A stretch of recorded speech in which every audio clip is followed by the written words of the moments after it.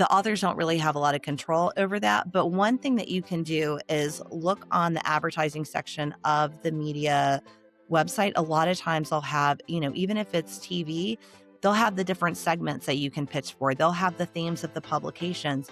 And the easier you make the editor's job, the more success you're going to have. Welcome to the Written Word Podcast, the podcast for authors who want to build a successful writing career. I am Farrell Vernon, and I'm here with Ricky Wallman, and this is the Written Word Media Pod. Hello, everyone, and welcome to the Written Word Pod. Farrell is out this week, so I'm flying solo on the host side, but I've got a fantastic guest joining me today. Today's episode is one I think is going to be really practical and actionable for a lot of you. We're talking about local press coverage. We'll be talking about how to get meaningful coverage in the kind of local magazines and press that people in your community actually read. To help us do that, I've brought in someone who sits on the other side of that equation, someone who decides what actually gets covered. Rory Gillis is the owner of Triangle Media Partners, a media company based in the Raleigh-Durham metro area in North Carolina. Her company publishes over half a dozen magazines, covering everything from city lifestyle to weddings to community news. Her flagship magazines include Chapel Hill Magazine, Durham Magazine, Heart of NC Weddings, and the Triangle Weekender, plus a full digital agency, newsletters, and social platforms. Rory and her team regularly showcase local authors, which is exactly why Rory is the perfect person to teach us how this all works. Rory, welcome to the show. Thank you for having me. I'm excited to talk about this today. It's so delightful to have you here. For the audience, I've known Rory for quite a few years now because she is local and I live in Chapel Hill and she's in Durham, and we get to chat a whole bunch. I also love her publications. The Chapel Hill magazine always sits on our coffee table. And so when we were thinking about what would be great topics to chat about, Rory popped into my head because she knows all about what it takes for authors to get covered. So Rory, let's start by talking about how do you think about the stories to cover for your audience? How do you decide, when or if an author should be included in one of your publications? Yeah, so our editorial team, we have about 7 editors on our team. And so it really is, they're getting pitched every single day through email mostly and just community relationships. So a lot of those pitches are coming in and then they're putting them on their editorial calendars and mixing them up. We have an ongoing department right now for local authors. Hillsborough, North Carolina has just this really deep author community. And so it's kind of a part of our ethos. So we are putting out content every single month. So it's kind of like what's being pitched to us, what do we know about, and then we kind of collect them. And sometimes it can be thematic based off of our editorial calendar. Got it. So when you say you're being pitched, what does that mean exactly? Yeah. So I will say a lot of what I want to talk about today is like that the media landscape has changed a lot. And so our editors are incredibly busy and we're asking them to do so much. So they're producing a magazine every other month for most of them. They're going to community events. They're posting on social. They're building email. We ask so much from our editors. And so a lot of their stories come from either being out in the community and meeting people, or they're actively being pitched by email, mostly. And then a lot of authors send in their books through snail mail, or they'll even drop it off at our offices and try to meet the editors with kind of some background information on their book, kind of why us. So again, like for us, Chapel Hill Magazine, they only cover things that are happening in Chapel Hill and in Orange County.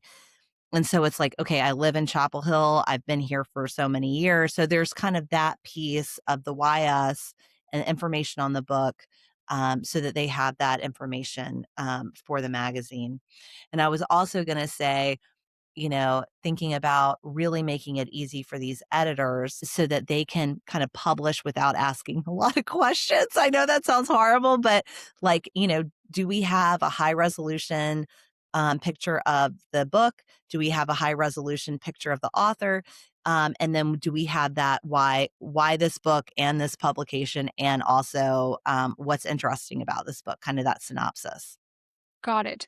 So what's actually heartening to me is that it sounds like when authors are writing in or sending in their books, your team actually is reading those emails. They are, perusing those pitches or that outreach to figure out if it's a good fit for one of the publications. Am I hearing that right? Yeah. Yeah, absolutely. And so I wouldn't say that they're necessarily reading the books, but a lot of times they get the books, they kind of file them away, and they also try to make them thematic. So it might be like, hey, we got these book releases maybe even 6 months ago, but we're going to like bank them for summer reads or something like that. Or maybe it's we're having our women's issue and we're going to just feature books written by females. So something like that. And the other thing to think about is that editors are writing, at least for our publications, and I know for larger publications, they're doing it way further in advance.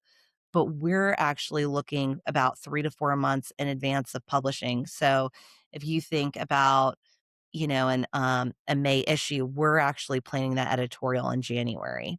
So really kind of thinking about that editorial calendar, what's coming up, and kind of what the places are for your books to plug into that publication.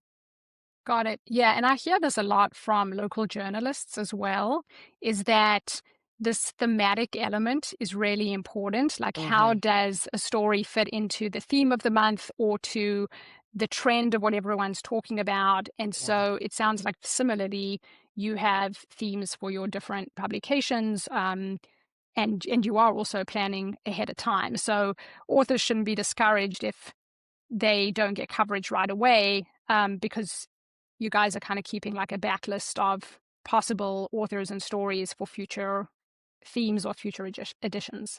Yeah, and the way to find those themes, and again, those editors are really busy. They're being stretched really thin.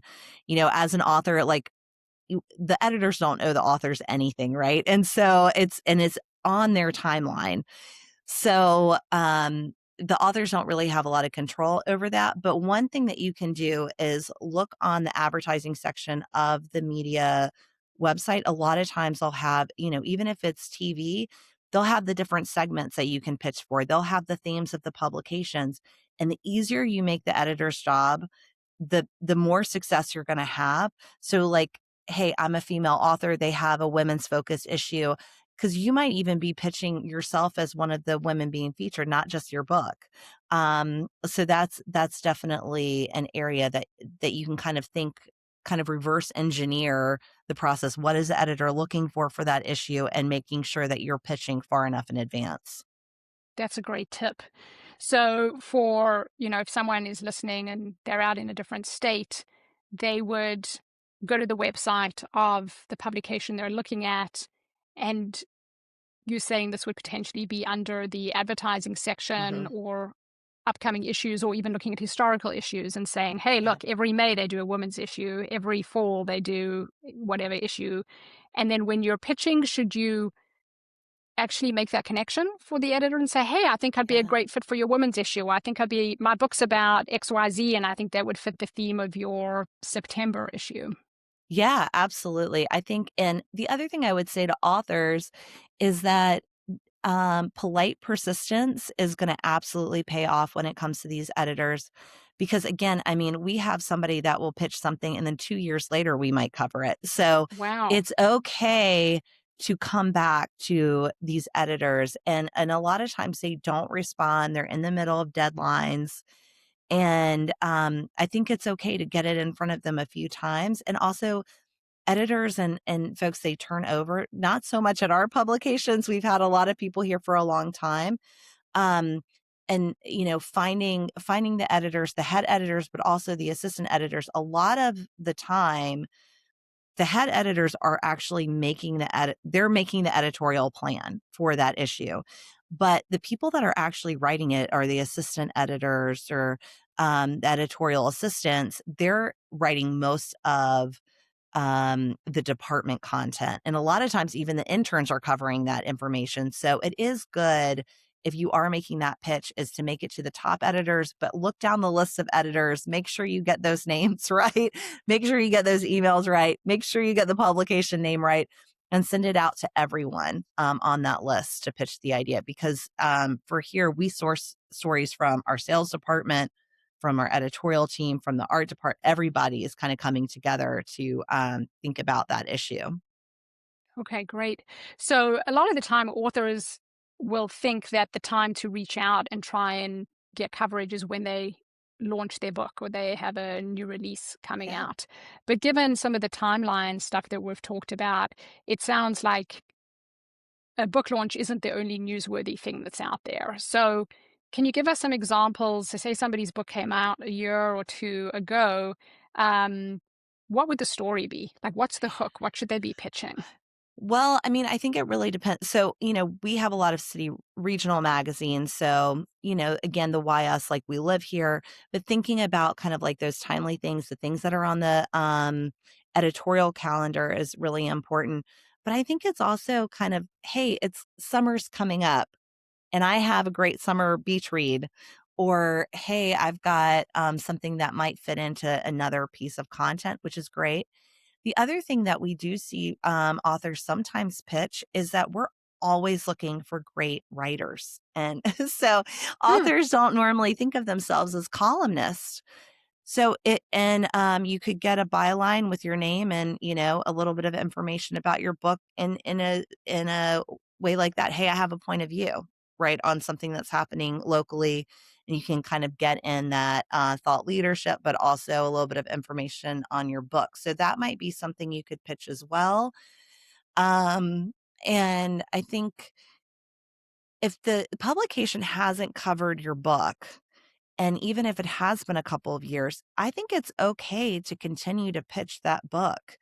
I might, I would say it's okay to pitch it probably up to 3 times just because it might just not be a good time. Or for us, like we kind of shut down our local authors theme for a year or two, and then we just brought it back and we're doing it every single issue. So now it's like we need an enormous amount of books to fill 6 Hmm. issues with like 3 or 4 picks. So again, continue to pitch. It's okay. I think a lot of times people get discouraged if they don't hear back or they don't get that pitch the first time, but I really believe that people are busy.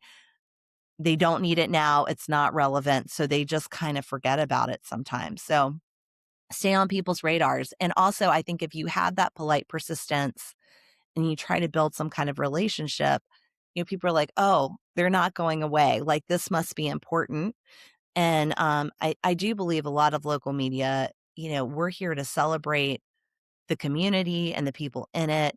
And we want to help people. So I think too, if like something kind of keeps coming up, we're like, okay, maybe we should cover that. Yeah. Well, what I'm hearing you say is don't take it personally and be persistent because everyone is busy. And even though it's the most important thing to you when you send out that pitch and then you're sitting, Yeah. at home waiting for the phone to ring or that email to come Mm. in, it's just one Yeah. of, 100 things that editor is looking at. So if Right. you don't hear back, try again, try different angles, continue to reach out. I love the byline example. Would not have thought of that at all, but it makes perfect sense because authors are writers and all these publications are full of words. So, and I'm sure Yeah. you're looking for a lot of, different opinions. And that is a really great way for authors to get their name out there. And like you said, in their byline, they can say, hey, Ricky Wellman, author of XYZ, Rory Gillis, author of XYZ. And so people who maybe appreciate the thought piece will then go and seek out the book. Yeah, absolutely. And I think that the great thing about that too is that you're building relationships with the editors. And so then you have something where, especially if you're a repeat author, you're developing a relationship where, they're going to want to potentially write about you as well or feature your book. Right, because now you're an extension of the team, right? You're almost part of the Right. team versus being just a featured product or guest or book. Right. What about like local bookstores and events? Is there any particular way that you think about those or that authors should be interfacing with those as a way to then get into the local publications? I think from a indie bookstore perspective or events, we're seeing some really interesting events happen. Like we run a few events. Most local publications have some kind of event that you can get involved in. One of the opportunities potentially is even offering to put your book in the swag bags um if it's relevant to the event. I think that that's a big opportunity with, local chambers or with indie bookstores. And even like our local boutique hotel, the Carolina Inn, is doing a book series, bringing in local people and local authors that are writing, rom-com books. And they're having events about those type of things and bringing out great crowds for it. So I think it just like I think relationship is really important, and it's a way that you can connect in your local community. Um, that is just, like, these are all people, they're all, trying to make a buck and trying to connect somehow. But just building those relationships and but I do think that there is a cost that comes with it that I think a lot of people are not quite ready for. They're like, okay, how do I do this without spending any money or any time? And just remember, exposure costs money, or it costs time. It's your either your energy or your money. So trying to think about that is like, how am I getting in front of these people? When you think about, partnering for an event, and maybe you're having an upfront cost of the book or you're having the upfront cost of your time, think about the amount of people that you're getting in front of. And of course, like Ricky, people pay you to get in front of avid readers. That's what you're doing too, is like you're paying in some form to get in front of those people. And really think about where you're spending that energy and time as far as your bang for your buck. Like if you get a feature article within our publications, you could be getting 80,000 people looking at the magazine. If we post it on social, you get another 20,000 people seeing that. If we put it in our newsletter, then there's another 20,000 seeing it. So it can actually multiply pretty significantly. And just kind of think about that too as you're building relationships and what their resources are, what their audiences are like, not just in the bookstore, but on social, on website, and things like that. Yeah, and there's this halo effect, right? So just one feature can then parlay into other assets on that publication, but it also, you never know who's reading the publication. So someone sitting at home could be reading it, and then they are the owner of an indie bookstore, or they are somebody who's trying to do an event, and you and your story in the event might fit in. So thinking about it more holistically, like this is just the beginning and what other doors can it open, I think is a really great point. I also love this point about nothing is free, right? So you are Yeah. exchanging time, money, or energy in order to get your book out there, and trying to be discerning about what you want to trade and what's energizing to you. We tell authors this all the time, specifically Yeah. when it comes to social media, because a lot of authors are like, I need to be on social media, but some authors love being in front of camera, so TikTok and Instagram is great for them. Other authors hate it, so we're like, okay, well then maybe Substack or something that's more written form.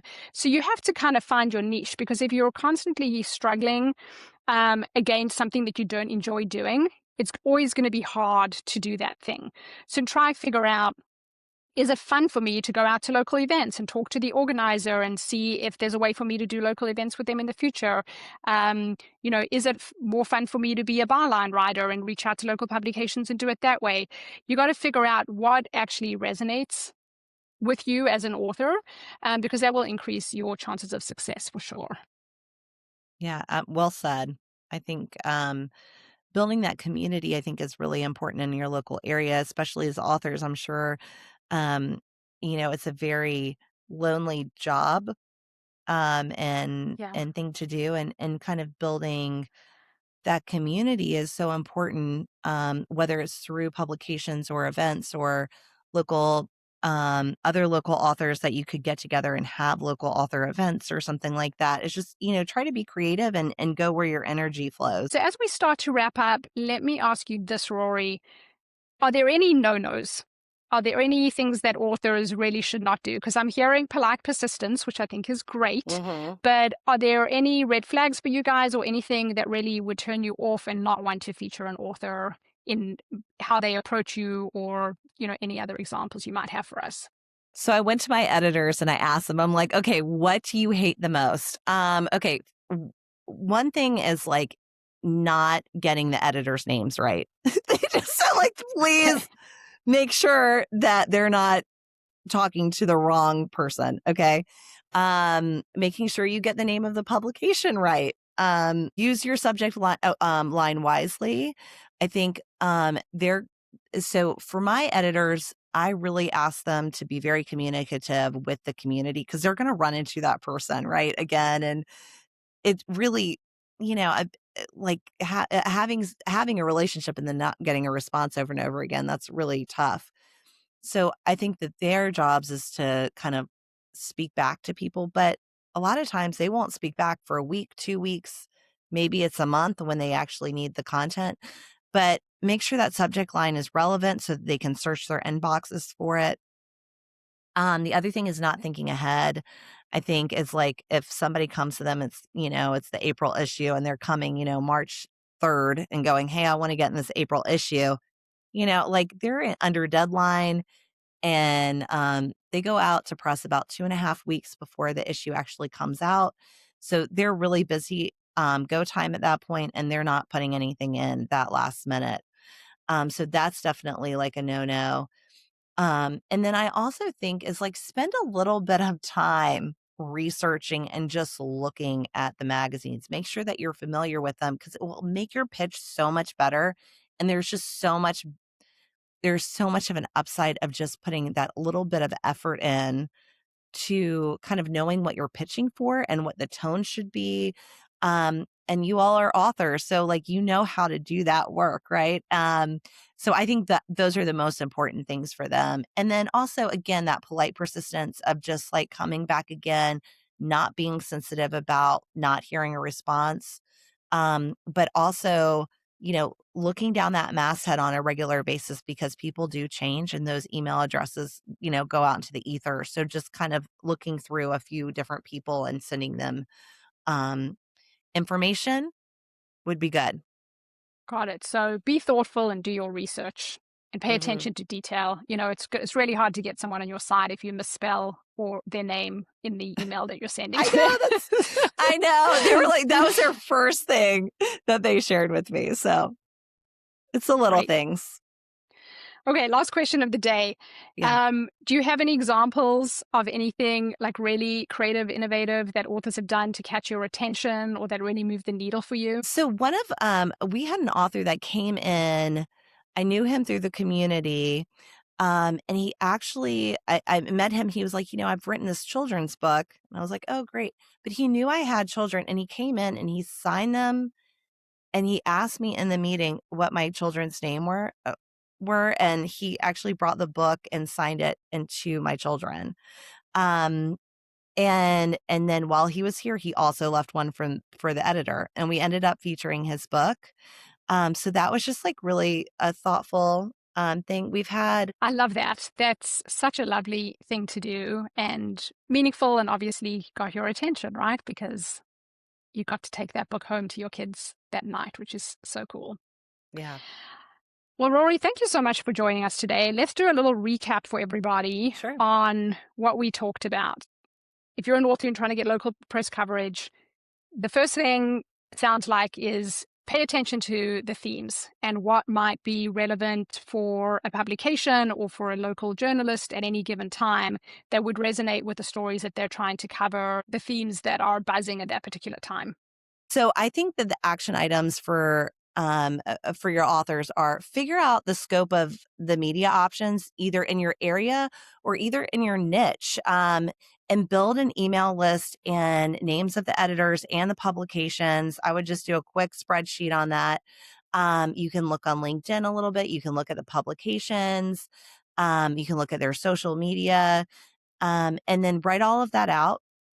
And then I would look for the media kits for any of those media partners, and so that you can look at the themes, so that and put that into your Excel document of what's coming up and make sure that you're looking at least 3 months out on that media kit, because you're probably not going to get anything any sooner than that unless you're looking at newspaper, like a local community paper or something like that. And then I would gather a high resolution headshot, a high resolution cover of your book, put together your synopsis of your book, the why you for that publication or for that media, and put that onto a beautiful package, email it. If you are able, I would also drop it off personally with the same information put together in that package. And you would just do like a 1-2 punch on that. And then if you don't get feedback, I would, for even our sales department, we say like one time is not enough. I would definitely say at least try to elicit maybe a response with maybe 3 outreaches. And if you have that Excel document with the different things that are coming up, you have those ready. And then the other thing is just to be not all of us are friendly and outgoing and feel comfortable going out and doing the thing. But if you are, like, use that, that's a superpower, and build those relationships. Wonderful. Well, thank you, Rory. I don't think I could have summed it up any better than that. I so appreciate you joining us here today. I think this is going to be one of our most popular episodes. It's just such valuable information to know what going on the other side of that publication, because we just don't know, right? And I think people do fear that they're being annoying by reaching out a lot, or don't feel like they even can. And so you kind of telling us how it all works and making us realize that the editors and the writers and the people producing these wonderful magazines and local press, they're just people like you and I, Yep, and got to give them some grace and give them a few opportunities for when your book and your story might fit into what they're looking for. absolutely. Great All right, summation. Thank you for having me, Ricky. You're so welcome. Thank you for joining us. And authors, that wraps up this week's Written Word Pod. Let us know what you think, as usual, in the comments, or drop us a line. And we will see you same time in a couple weeks. See you later.